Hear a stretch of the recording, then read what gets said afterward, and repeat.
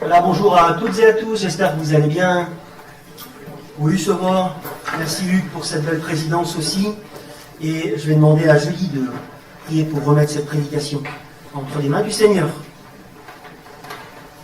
Seigneur, nous te remercions ce matin pour ton amour immense pour nous. Et Seigneur, nous voulons encore te dire merci pour ton sacrifice à la croix. Et tu as fait de nous tes rachetés, tes enfants. Et Père, nous voulons te remettre ces instants. Afin que Père, tu puisses encore nous instruire ce matin. Alors ouvre les oreilles de nos cœurs, afin que Seigneur, nous puissions écouter ta parole, la garder et la mettre en pratique. Bénis ton serviteur qui a la charge de transmettre ta parole ce matin. En Jésus-Christ, notre grand Église. Amen. Amen. Nous continuons une série thématique que nous avons commencée il y a quelques semaines sur la prière. La prière. Êtes-vous des hommes et des femmes de prière? Eh ben dis donc, c'est la grosse patate ce matin. On va étudier un deuxième texte sur cette thématique. Matthieu chapitre 6, un texte bien connu de notre Père. Matthieu chapitre 6, versets 5 à 13. Lisons tout de suite Matthieu 6, 5, 13 ou 5, 14. Matthieu 6, 5, 14. Lorsque vous priez, ne soyez pas comme les hypocrites qui se plaisent à prier debout dans les synagogues et au coin des grandes rues pour se montrer aux gens. Amen. Je vous le dis, ils tiennent là leur récompense. Mais toi, quand tu pries, entre dans la pièce la plus retirée. Ferme la porte et prie ton Père qui est dans le secret, et ton Père qui voit dans le secret te le rendra. En priant, ne multipliez pas les paroles comme les non-juifs, les non-croyants, qui s'imaginent qu'à force de paroles, ils seront exaucés.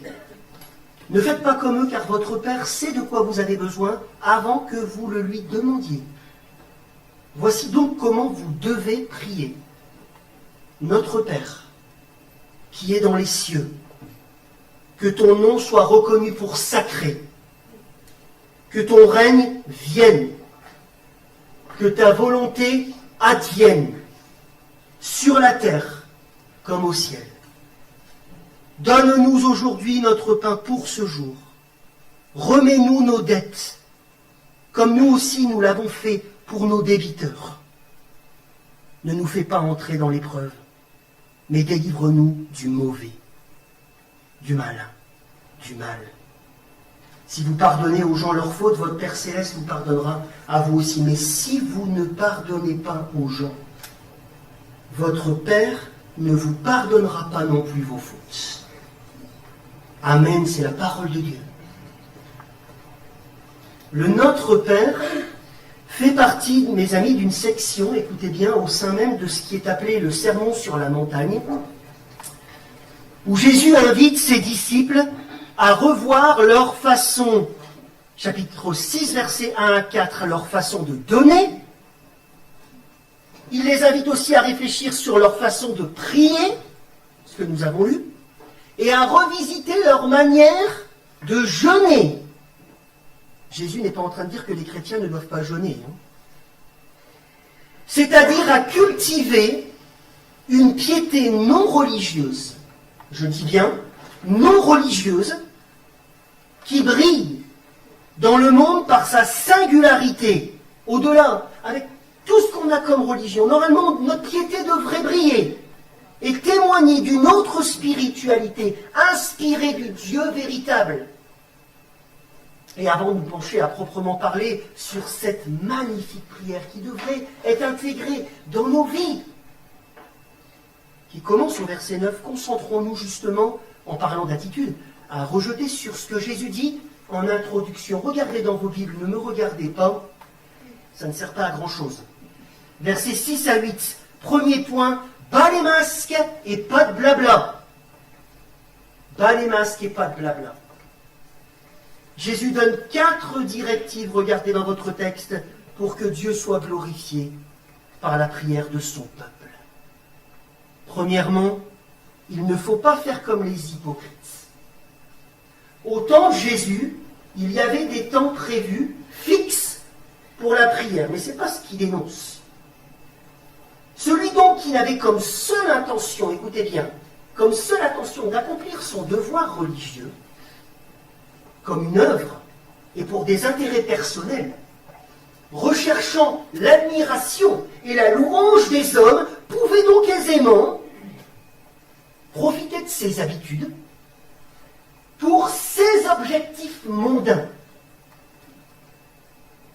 Et Jésus dit que dans ce cas-là, écoutez bien mes amis, parce que nous avons les mêmes travers, ils seront exaucés, ou plutôt, ils s'exauceront eux-mêmes, recevant la récompense des hommes tant qu'envoûter la notoriété publique qu'est l'homme spirituel, quelle femme spirituelle, mais ce sera la seule rétribution à attendre pour eux. La seule. Deuxièmement, à l'inverse, Jésus commande à ses disciples de cultiver une piété qui n'est pas une piété qui poursuit prioritairement le faire, mais qui poursuit l'être, qui se passionne pour l'authenticité avec Dieu, la foi, qui peut s'exprimer, bien évidemment, par des prières publiques et communautaires.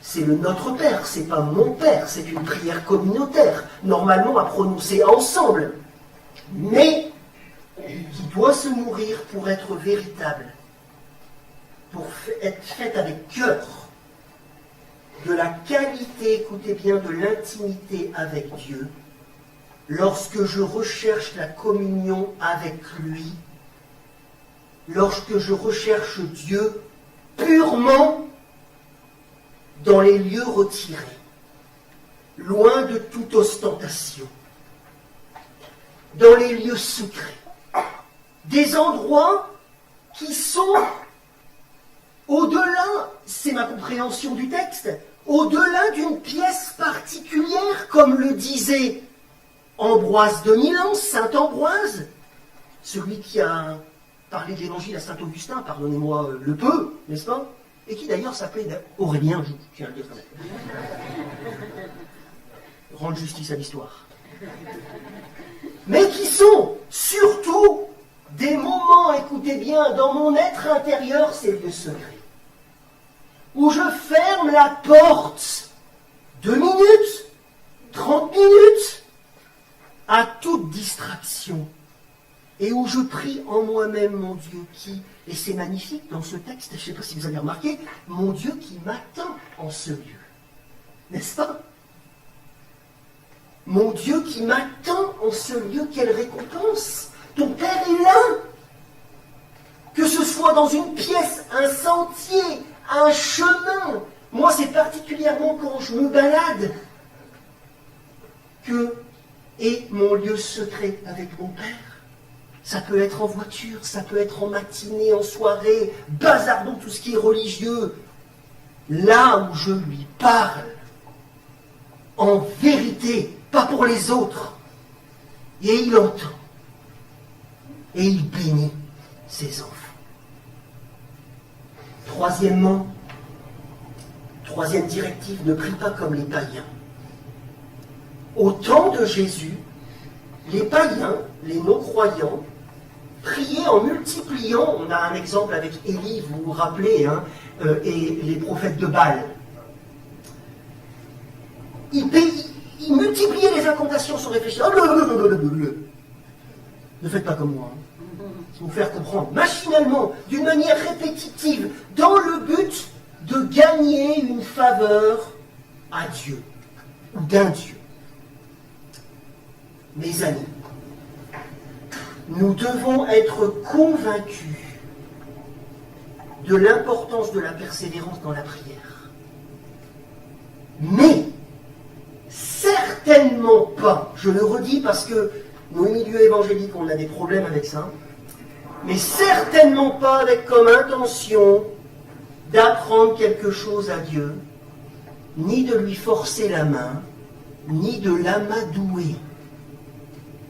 Ça, c'est des prières païennes. Ce sont.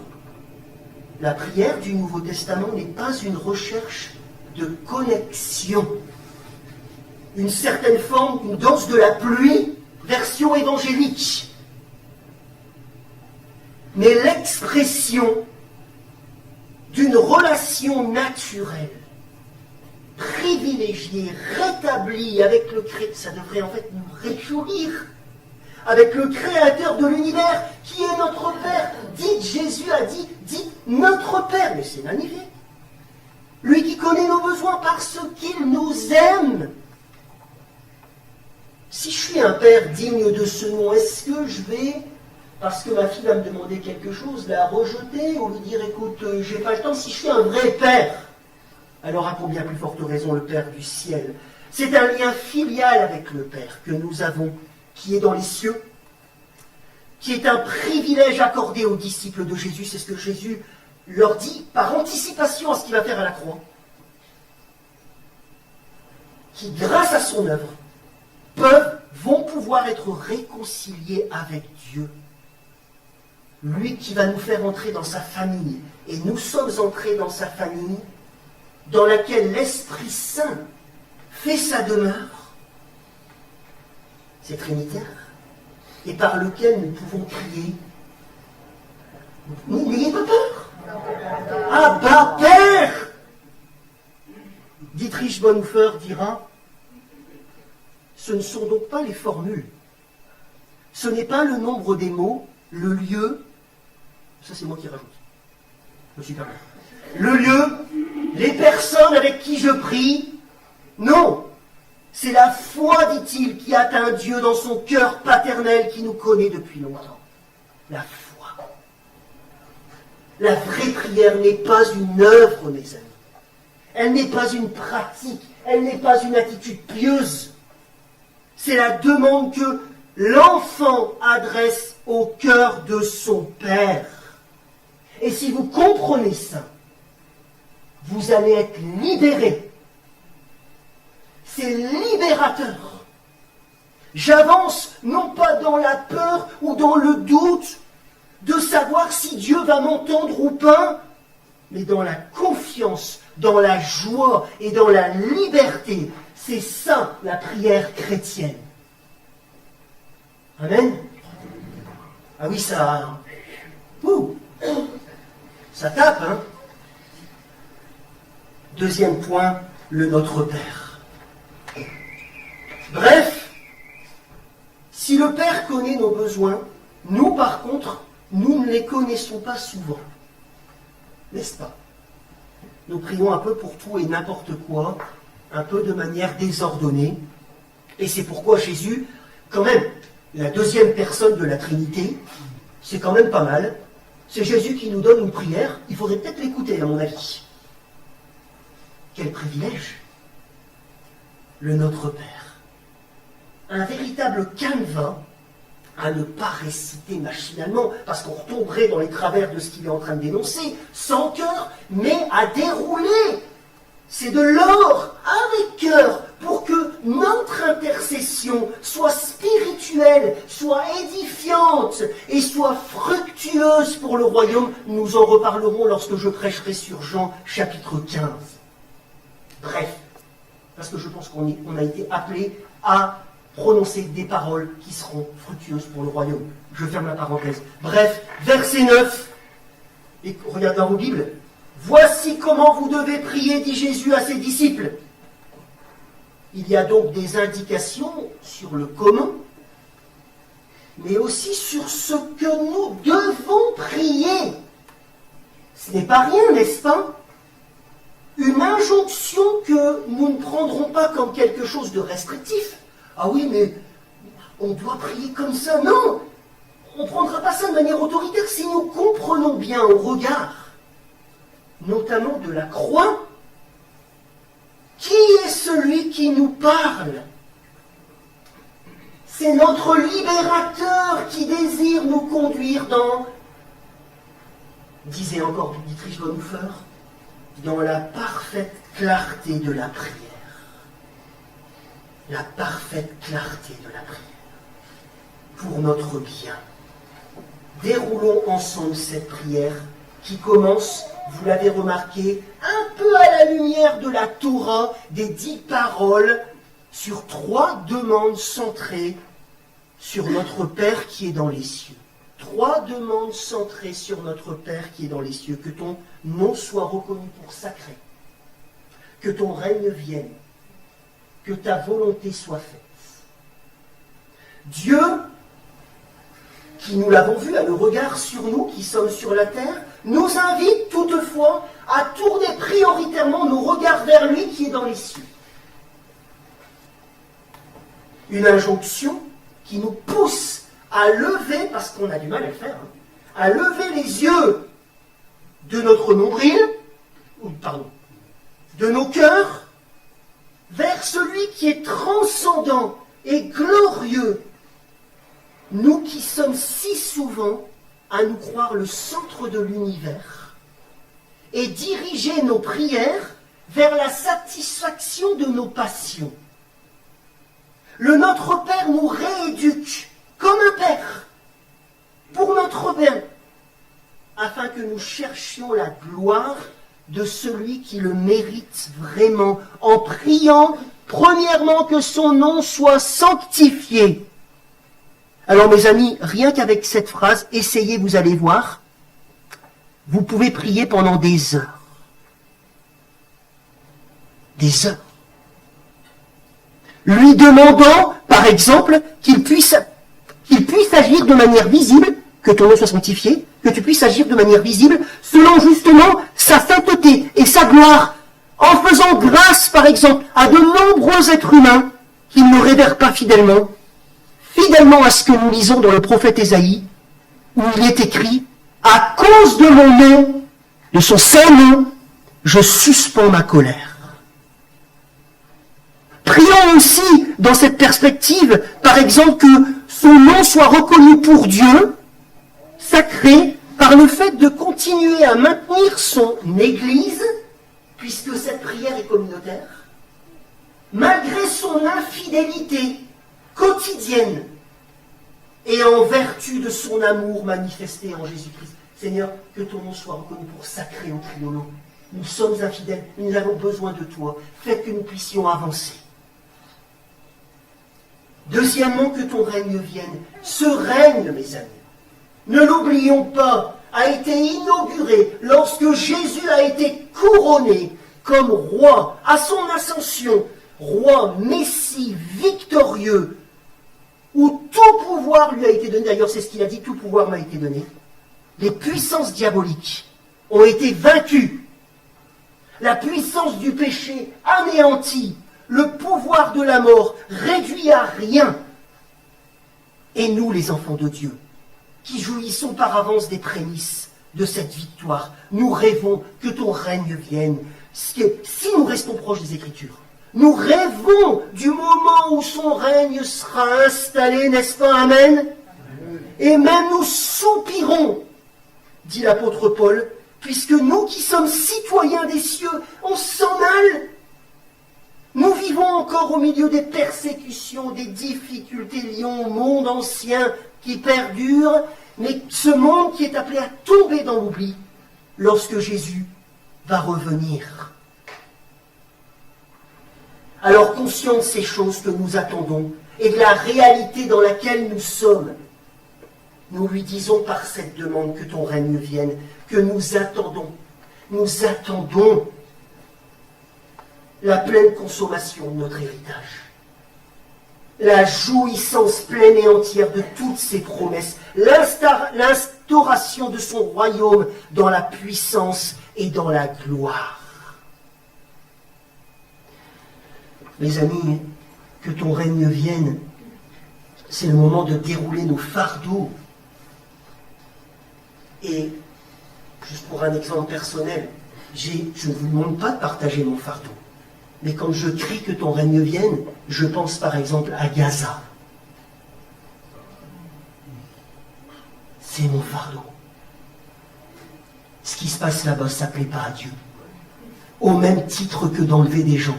Au même titre que dans... Et c'est mon fardeau, j'en peux plus de voir ça. Seigneur, regarde le peuple de Gaza. Que ton règne vienne dans leur cœur et que ton règne vienne, que tes principes s'installent. C'est le moment de décharger nos fardeaux. J'ai d'autres fardeaux, comme le sort des animaux, ça n'a rien à voir.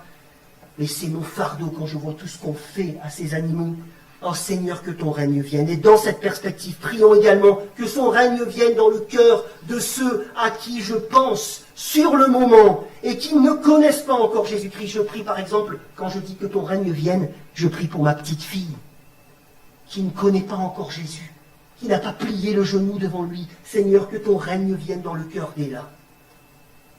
Que l'influence du prince de la puissance de l'air, que ces gens suivent, soit réduite à rien. Qu'ils plient le genou devant celui qui est le Seigneur du cosmos. Que tu puisses, notre Père, convertir les cœurs. Troisième demande, que ta volonté soit faite. Troisième prière centrée sur Dieu. Et qui lui demande que sa volonté préceptive, c'est-à-dire relative à ses commandements, soit accomplie sur toute la terre, comme ils le sont dans le ciel. Par cette demande, nous prions encore pour la venue de celui qui a tout accompli, agent principal de l'instauration du règne de Dieu, Jésus, mais aussi pour que cette prière, puisque cette prière est d'abord communautaire, pour que l'Église, peuple du royaume, dont je fais partie, véritable, comme le dit Henri Blocher, cellule germinative du royaume, suscitée par la venue du royaume dans la puissance du Saint-Esprit, qui est chargé, cette Église, d'apporter la bonne nouvelle, puisse vivre. Que ta volonté soit faite parmi nous, puisse vivre en parole et en acte de plus en plus, selon ses principes. Que toi, tu puisses vivre de plus en plus selon les principes du royaume, pour témoigner d'un ailleurs, remplir pleinement notre mission. Et comme le dit l'apôtre Pierre, au plus nous allons vivre saintement, au plus nous allons hâter la venue du jour de Dieu. 2 Pierre chapitre 3. Au plus l'Église va vivre saintement, au plus nous allons hâter la venue du jour de Dieu. Est-ce que vous savez ça? 2 Pierre chapitre 3. Je prie donc pour que l'Église universelle et l'Église du Triolo, dont je fais partie, avancent dans la véritable piété. Non pas la morale, mais la véritable piété. Je prie pour que dans ma vie, ma famille, ce soit la volonté du Seigneur qui se fasse, et non la mienne.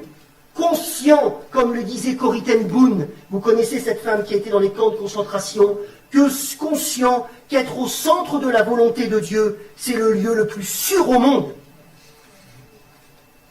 Et qu'être en dehors de cette volonté, c'est le lieu le plus dangereux. Et elle a été dans les camps de concentration. Deuxième partie, 3 demandes centrées sur nos besoins fondamentaux. Nos besoins fondamentaux. Premièrement, Jésus nous conduit à ne pas avoir honte, non, de demander que le Dieu qui est proche de nous puisse pourvoir à nos besoins les plus basiques, comme le fait d'avoir du pain sur notre table jour après jour. Mais ça nous rééduque. Ça nous dit que ce pain que nous avons dans notre frigo, ce n'est pas grâce à nous. C'est Dieu qui nous le donne. C'est Dieu qui nous donne notre pain quotidien. Et donc, par extension, c'est une prière aussi qui demande que nous puissions vivre de notre travail. Cette demande du pain quotidien, comme le disait Martin Luther, nous invite également, puisque l'homme ne se nourrira pas seulement de pain, mais de toute parole de Dieu, à réclamer au Seigneur, écoutez bien mes amis, à réclamer au Seigneur, pour nous, pour moi, par exemple, une bonne compréhension de sa parole. Comme le dit le psalmiste, psaume 119, lors de mon culte quotidien, je peux dire ça aussi. Ouvre mes yeux pour que je voie de ta loi les merveilles. Mais aussi, une prière, pain quotidien, pour une prédication édifiante le dimanche. Moi, je trouve que les évangéliques, on se contente souvent d'une prédication qui ne nous nourrit pas. Non, prions pour que nos enseignants progressent. Prions pour être nourris, pour avoir ce pain quotidien. Pour une réunion de prière qui encourage, Prions pour une étude biblique enrichissante, des partages la semaine entre frères et sœurs qui soient spirituels et non pas charnels. La prière chrétienne est aussi le moment d'une introspection. Vous avez remarqué? Remets-nous nos dettes. Une introspection, une demande. Et si nous restons lucides du pardon de nos péchés. Du pardon de nos péchés. Je me rappelle ainsi, lorsque je prie le Notre Père tous les jours, régulièrement, que je suis un mendiant de la grâce. Vous savez il paraît que c'était les dernières paroles de Martin Luther. Nous sommes des mendiants de la grâce. Puisque je suis pécheur. Est-ce que vous vous voyez encore dans le miroir de la parole, tel que vous êtes? Nous sommes pécheurs. Je suis pécheur. Justifié, certes, mais toujours en proie à ma tendance à ce que ma volonté soit faite, à mon égoïsme, à ma paresse, à mon incrédulité, mon rejet de celui qui est différent de moi, qui me fait peur. C'est donc le Notre Père un temps, non pas où je pleure sur moi-même, ras-le-bol de pleurer sur soi-même, mais où j'assume mes responsabilités devant Dieu, où je les assume, sans me défiler, et où je suis donc à nouveau conscient de l'ampleur de ma dette. C'est le seul moyen, ne pas se défiler. Oui, j'ai eu des torts. Oui, je ne suis pas que la victime. Pour pouvoir véritablement se réjouir de la remise de dettes grâce au sang du Christ. Entrer dans la désolation de soi-même, c'est pouvoir mieux me réjouir de la consolation. Un don, cette grâce qui me réclame et m'oblige logiquement, c'est clair dans le Notre Père, à remettre aussitôt, normalement la traduction c'est ça, aussitôt les petites dettes, d'où l'importance de se souvenir de la grâce et de la grosse dette que j'avais envers Dieu. Je dois remettre aussitôt les petites dettes que l'on contracte envers moi, qui m'apparaissent petites, même si elles sont grandes, à la lumière de l'énorme dette que j'avais contractée envers Dieu. Et entendant aussi, verset 14, que celui qui refuse systématiquement d'avancer, d'entrer dans le pardon, je le répète, et je me le prêche à moi-même, celui qui refuse d'entrer dans le pardon ne peut espérer le pardon de Dieu. Puisque manifestement, il n'a pas compris l'ampleur de la grâce. Et je pense, ça ne tient qu'à moi, que une des raisons pour laquelle l'Église locale a tant de difficultés à vivre le pardon, c'est parce que beaucoup de chrétiens, et ça peut m'arriver bien évidemment, se voient beaucoup mieux que ce qu'ils sont. Et ils chantent tous les dimanches la grâce, l'amour, youpi, tralalaire.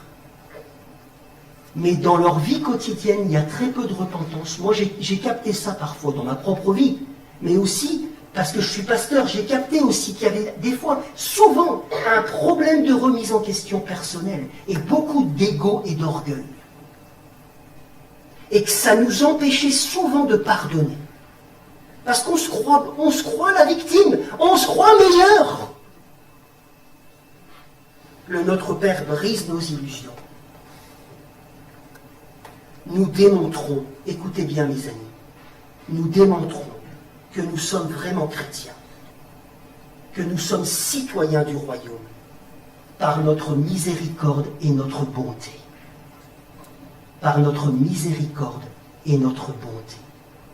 Que l'Église locale du Triolo cultive la grâce, la bonté, l'amour, le pardon.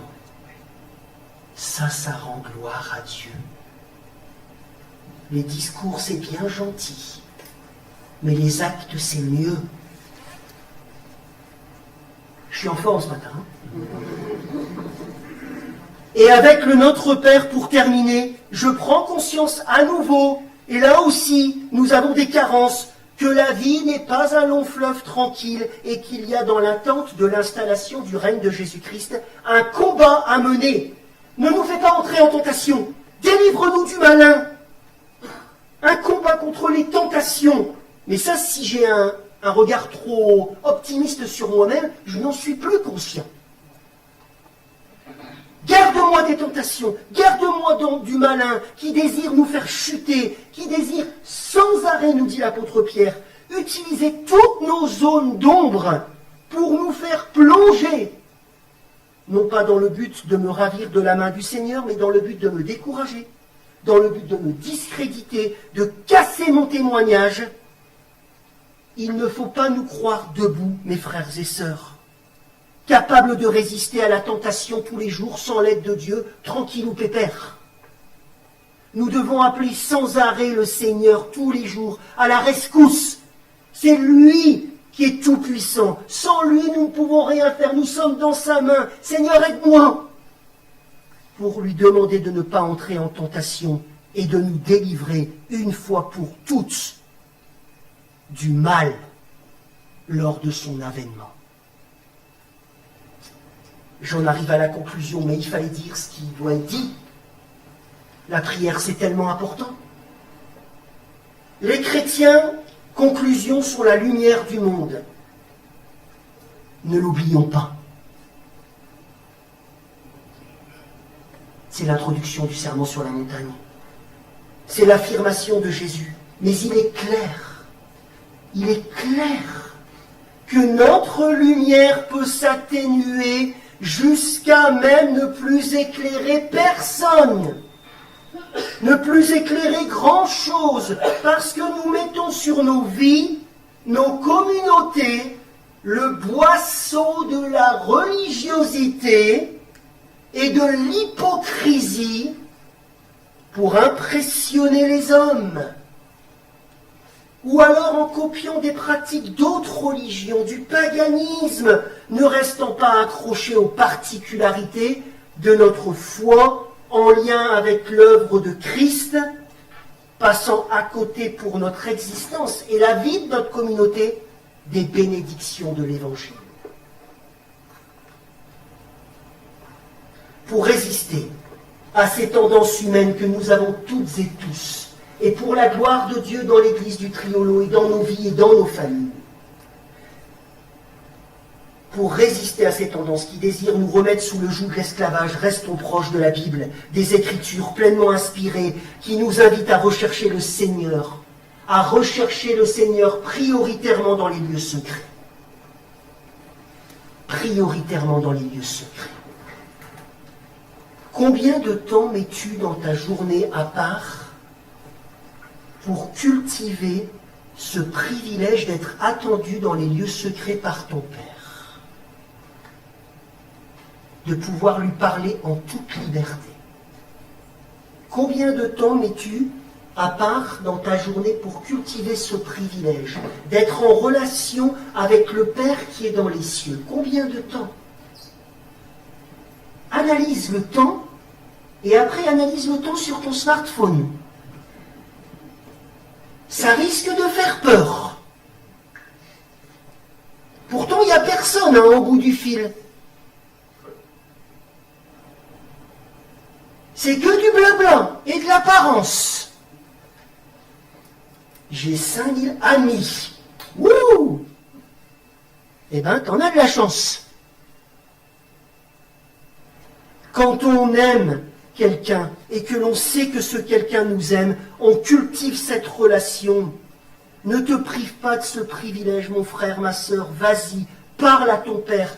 C'est pour ton bien. Parle à ton Père. Il t'attend. Il t'attend. Est-ce que vous pensez que ce serait sérieux si je vous disais, par exemple, que je ne parle à ma femme qu'en public? Elle dit que c'est vrai. Ça c'est pas. Garde-nous du mal. est-ce que vous pensez, non, franchement, vous penseriez quoi de moi? À moi, je n'adresse la parole à ma femme qu'en public. Est-ce que vous penseriez que j'ai une super relation avec elle? D'accord, tout est dit. Restons proches des Écritures qui nous invitent aussi à ne pas copier les pratiques des autres peuples. Tu n'as pas besoin de hurler dans la prière. Tu n'as pas besoin de prier avec telle ou telle personne. Ah, pasteur, est-ce que je peux prier avec toi? Mais ça sert à rien. Tu peux prier tout seul. Tu as un accès direct au Seigneur. Je ne suis pas plus béni qu'un autre.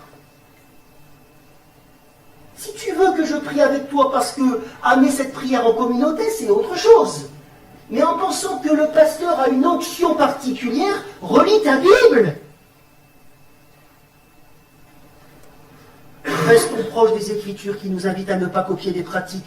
Tu n'as pas besoin de hurler, tu n'as pas besoin de prier avec telle ou telle personne dans le but de chercher une connexion avec Dieu. Ne crois pas non plus que ta prière et les moments de prière communautaire vont apprendre quelque chose au Dieu du ciel, ni même l'amadouer en testant toutes les stratégies trouvées sur Internet, données par des pseudo-prophètes évangéliques qui t'invitent à suivre leur méthode pour recevoir plus de bénédictions. Ça c'est dit aussi. Je suis en forme ce matin, je vous l'ai dit. Dieu n'a pas besoin d'être réveillé. C'est ce que Élie a dit au prophète de Baal. Ah mais il dort, Dieu. Pas moi. Il nous a montré tout son amour, ce Dieu du ciel. Son écoute par Jésus-Christ. Il est proche de nous. Il connaît nos besoins. Il se plaît à ce que nous nous prions.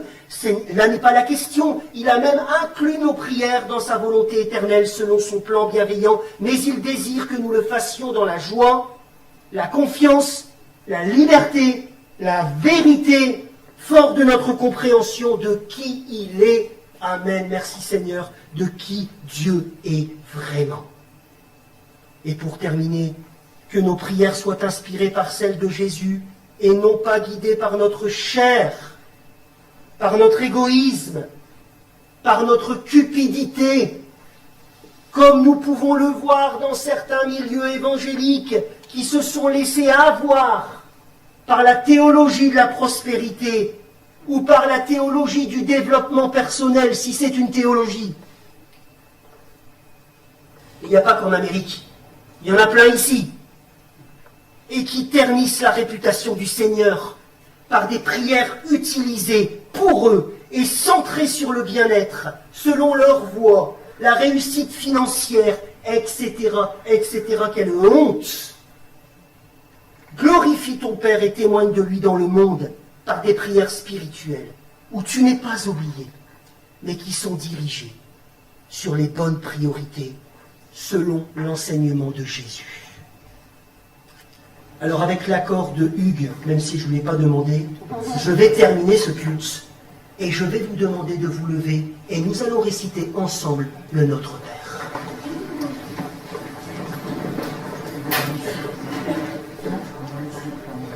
Ah, il veut une suite quand même. Notre Père, qui es aux cieux, que ton nom soit sanctifié, que ton règne vienne, que ta volonté soit faite sur la terre comme au ciel. Donne-nous aujourd'hui notre pain quotidien. Pardonne-nous nos offenses, comme nous pardonnons aussi à ceux qui nous ont offensés. Et ne nous laisse pas entrer en tentation, et délivre-nous du malin.